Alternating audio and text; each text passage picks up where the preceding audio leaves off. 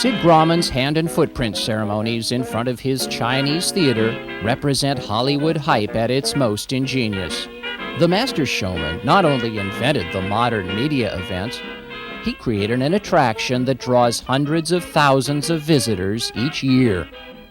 Ladies and gentlemen, we welcome to the Walk of Fame, Robert Mitchum. Inspired by Sid Grauman, the Hollywood Chamber of Commerce dreamt up its own attraction, the Walk of Fame. Back in 1958, 1,500 stars were installed all at once along Hollywood Boulevard and Vine Street. Sure, the city wanted to honor important show business figures, but frankly, it needed another landmark. Visitors wanted a tangible sign this was the entertainment capital. If they couldn't meet their heroes, this would be the next best thing.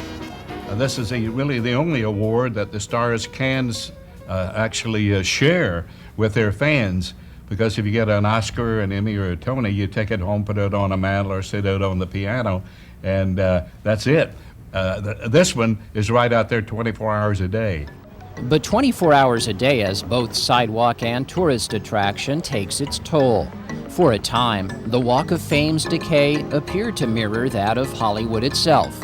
But then, something wonderful happened.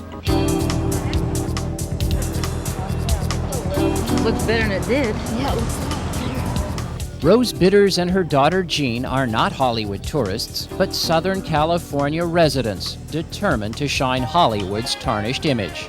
And they're not alone. 2 of you are doing John Barrymore's. Who's doing Errol Flynn's? For the past 13 years, 140 volunteers have gathered on the first Saturday of each month to polish stars they've adopted. And it always evokes that question, who are these people and why are they on their knees on Hollywood Boulevard polishing the stars? And they think they're crazy. They ask, are you paid for this? And people say, no, we're real people. We're doing it because we love Hollywood. And Larry Wilkinson's doing it because he loves Maryland.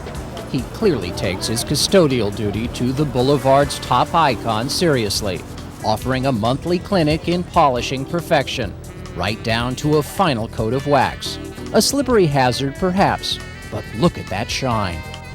This is really a serious operation. You just can't show up with a little bit of water and a sponge. No, there's a regular process for cleaning these that's been approved, because some stars have been permanently damaged, scratched and things like that by using products that are not approved, products that actually damage the materials. You always hurt the ones you love. That's right. People try and help out and they end up making a mess.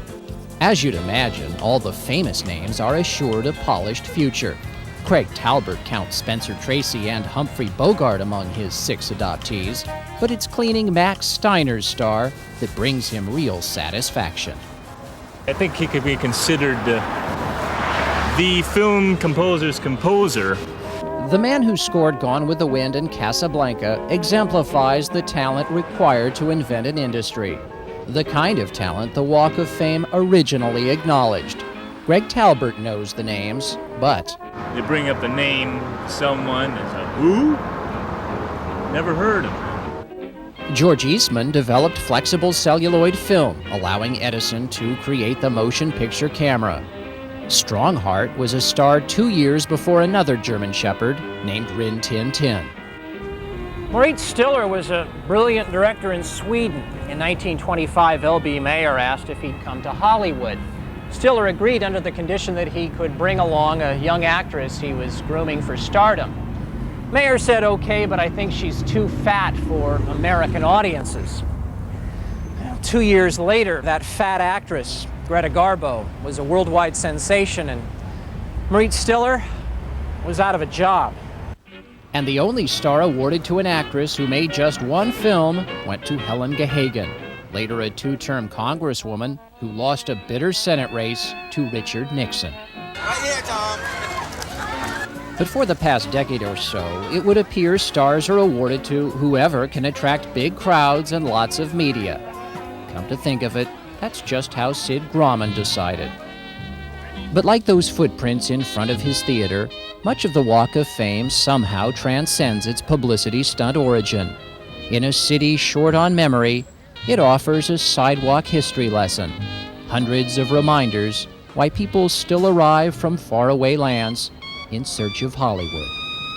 For Classic Hollywood, I'm Peter Jones.